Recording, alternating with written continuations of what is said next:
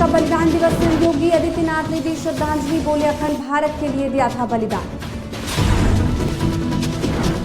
सपा पर ब्रजेश पाठक का तीखा हमला, कहा अपने कार्यकर्ताओं का उत्पीड़न कर रही सपा।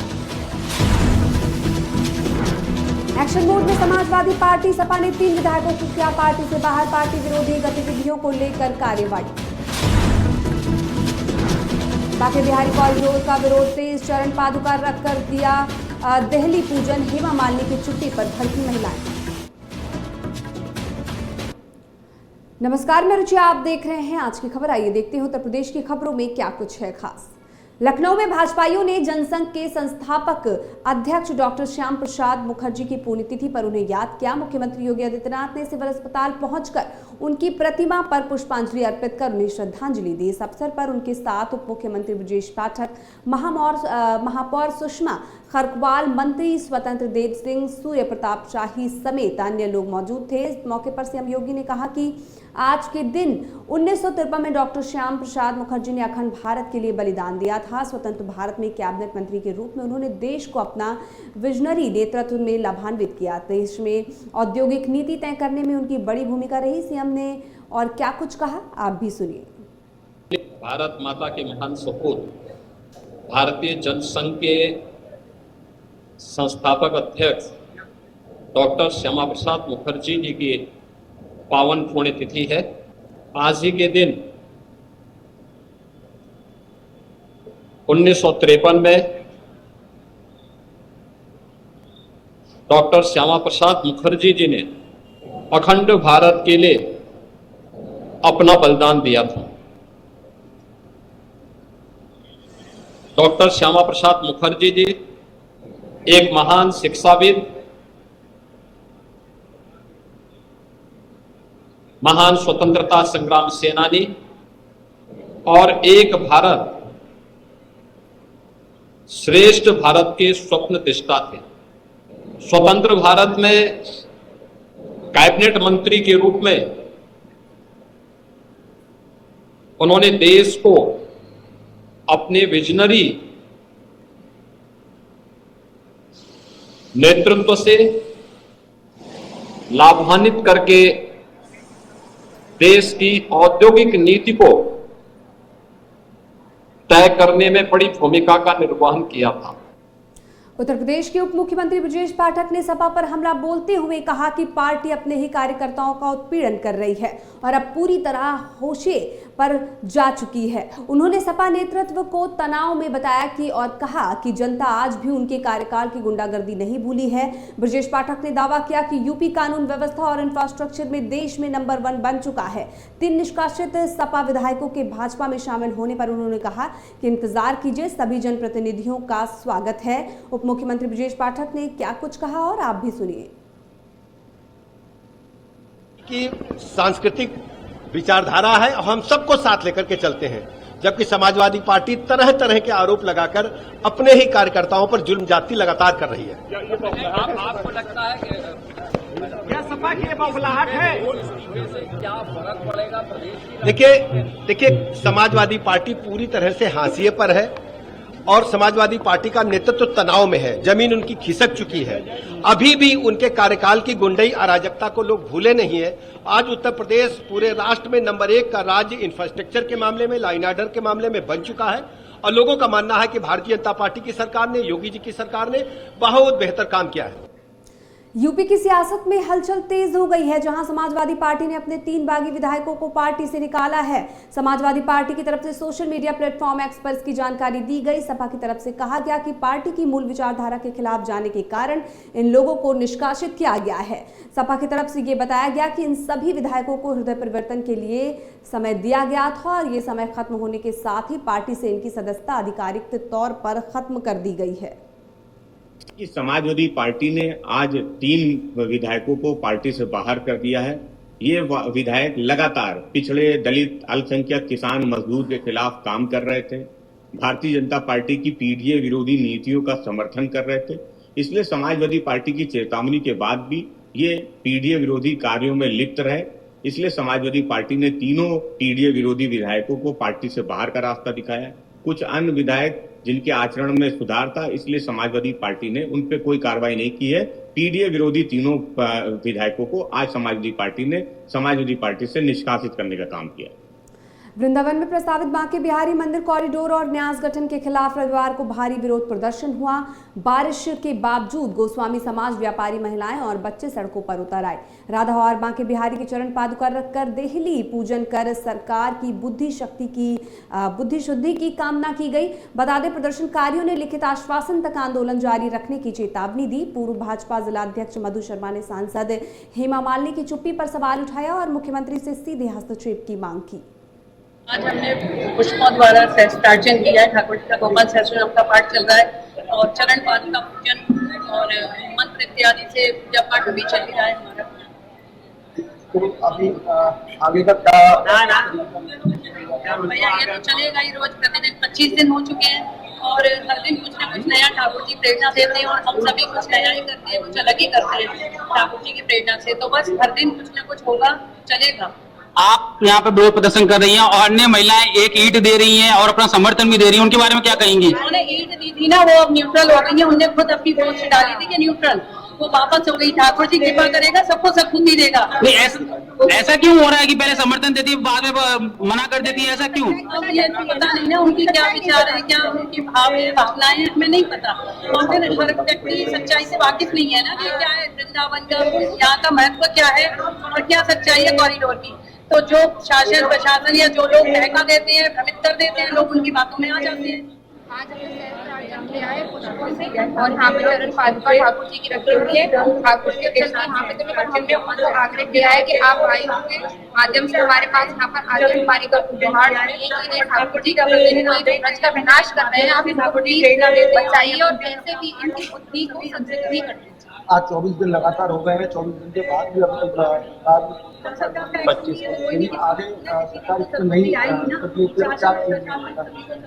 हमारा यही रहेगा, हमारा विरोध प्रदर्शन लगातार जारी रहेगा, लेकिन इसमें त्रुटि नहीं होने देंगे क्योंकि जब तक सरकार हमारी स्थिति नहीं है, हम अपने भाई जी को नहीं छोड़ सकते। आज हमने श्रावस्ती में देवी पाटन मंडल के कमिश्नर शशि भूषण लाल सुशील की अध्यक्षता में आकांक्षी ब्लॉक और संभावित बाढ़ से निपटने की तैयारियों को लेकर उच्च स्तरीय समीक्षा बैठक हुई। कमिश्नर ने जल कल्याणकारी योजनाओं को हर पात्र व्यक्ति तक पहुंचाने और शिक्षा व्यवस्था को सर्वोच्च प्राथमिकता देने के निर्देश दिए। इसके साथ ही बाढ़ के मद्देनजर 19 बाढ़ चौकियां, 28 शौचालय, 67 नावें और 293 गोताखोर तैनात किए गए हैं। वहीं 24/7 कंट्रोल रूम भी सक्रिय है। इसके अलावा राप्ती नदी के जलस्तर पर लगातार निगरानी रखी जा रही है। फिलहाल जिले की स्थिति सामान्य है।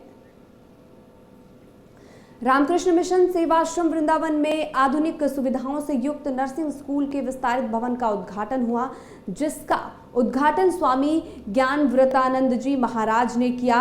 कार्यक्रम में डिजिटल क्लासरूम, कंप्यूटर लैब, बाल चिकित्सा व स्त्री रोग लैब जैसी सुविधाएं शुरू की गई। इसके बाद स्वामी ने सेवाश्रम की सेवा, परंपरा और विकास यात्रा को रेखांकित किया। बता दें, अस्पताल की 400 बिस्तरों वाली जनरल सुपर स्पेशलिटी सेवाएं गरीबों के लिए वरदान बनी हुई हैं। प्रेस वार्ता में बताया कि कैंसर इलाज हेतु रेडिएशन थेरेपी का अलग प्रोजेक्ट प्रगति पर है। हमारे यहाँ पे जो है बच्चों को अलग अलग टाइप की जो नर्सिंग केयर होती है वो हम यहाँ पे डेमो में करके दिखाते हैं पहले डमीज पे। तो उसके रिगार्डिंग हम लोगों ने अपने लिए अलग अलग टाइप की लैब रखी है। सबसे पहले मैं जो लैब बता रही हूँ आपको वो है हमारी फंडामेंटल ऑफ नर्सिंग लैब। उसमें क्या होता है, उसमें हम लोगों ने डमीज रखे हुए हैं बहुत अलग अलग टाइप के, जिसमें हम सबको नर्सिंग स्टूडेंट्स को रिहर्सल करने के लिए, डेमो करने के लिए उन लोगों को एक चांस देते हैं कि नर्सिंग केयर के प्रोसीजर्स कैसे करे जाते हैं। उसके बाद ही वो जाके हॉस्पिटल्स में काम करते हैं। ठीक है।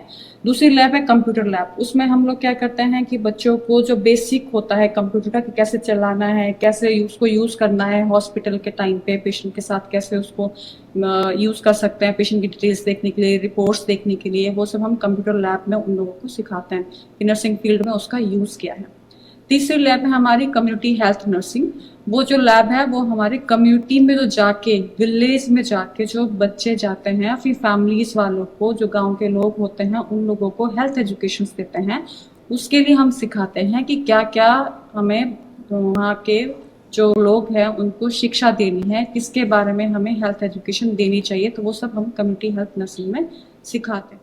आज का ये जो प्रोग्राम है, हमारा नर्सिंग स्कूल जो पिछले 43 ईयर से चल रहा है, उसका एक एक्सटेंशन ब्लॉक बनाया हमने।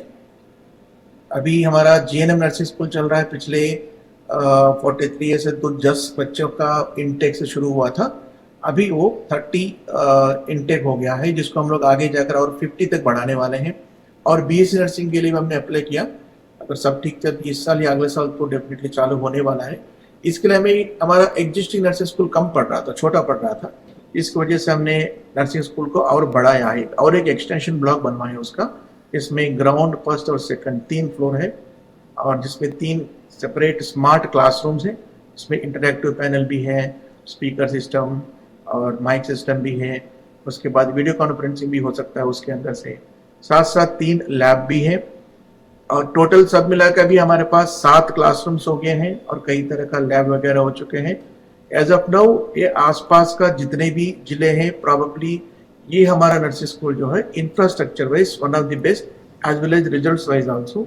अभी तक हमारा नर्सिंग स्कूल से कोई फेल्योर नहीं हुआ, कोई कैंडिडेट फेल नहीं हुआ और हमारे नर्सिंग स्कूल के जितने भी बच्चे हैं बाहर बहुत ज़्यादा डिमांड में है।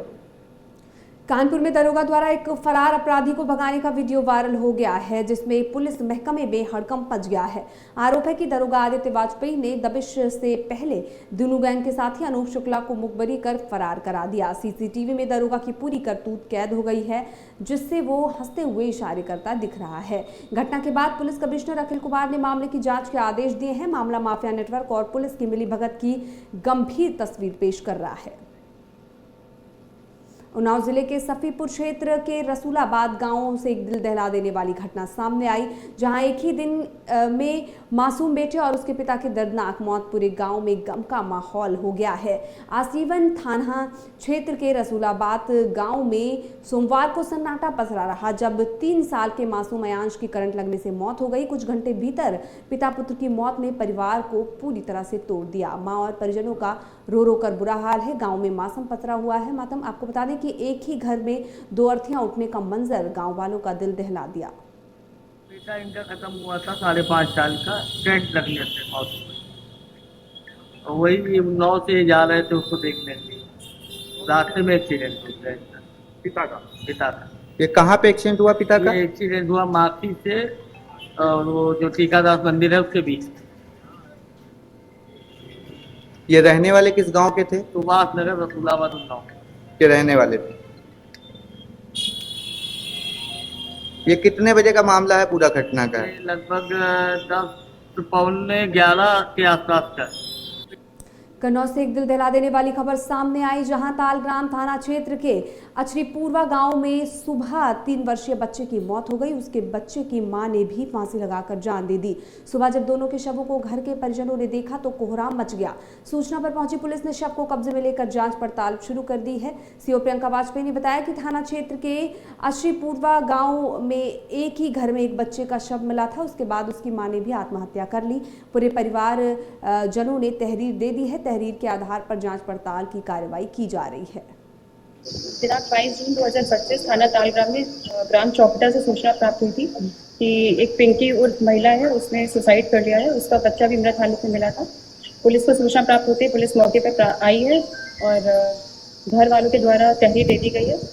तहरीर प्राप्त करके मुकदमा पंजीकृत किया जाएगा। तथा अमरोहा के रहरा थाना क्षेत्र के गांव चंदनपुर में चोरी की वारदात सामने आई है, जहां नाजिया नाम की महिला के घर को चोरों ने निशाना बनाया और कुमल तोड़कर अंदर घुस गए। घर में रखा करीब 2 लाख रुपए की नकदी और कीमती जेवरात को चोरों ने हाथ साफ कर दिया।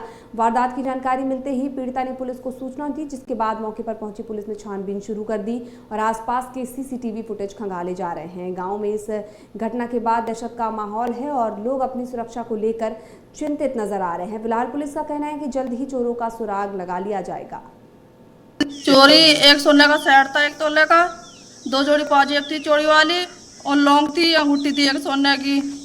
ये चोरी हुई है और घर से बाहर सो रही थी, आंगन में सो रही थी मैं, और बल्ब बंद हो रहा था हमारे घर का। कमरे का बल्ब बंद कर रखा था, अंदर से डंडा वाला बंद कर रखा था उन्होंने, और पीछे से कुंबल काटा है, पीछे से दीवार तोड़ के पड़े हैं बाहर से। आपके पति कहाँ रहते हैं? और पति वहाँ रहते हैं, बेंगलोर गए थे, अभी 2-3 दिन सारे हुए उनको जाए हुए। लगभग कितने का सामान चोरी हुआ? लगभग हुआ 2-1 लाख रुपए का चोरी हो गया। इसकी सूचना आपने पुलिस को दी? जी, चोरी 1 सोने का सेट था।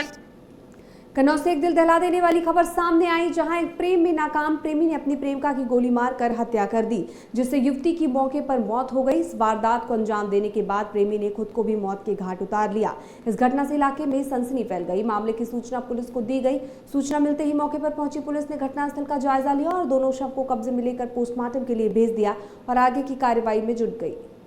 देखिए, थाना सौरिक में आज सुबह करीब 3:45 बजे एक सूचना प्राप्त हुई थी कि सुल्तानपुर गांव में एक 21 वर्षीय लड़की की हत्या कर दी गई है, जिसमें थाना सौरिक पुलिस तत्काल मौके पर पहुंची। वहां पता चला कि उस लड़की की हत्या करने के बाद बगल के कुठला गांव का देवांशु है, जो करीब 24-25 साल का है, उसने पहले लड़की को गोली मारी और इसके बाद स्वयं को गोली मार करके आत्महत्या कर ली है।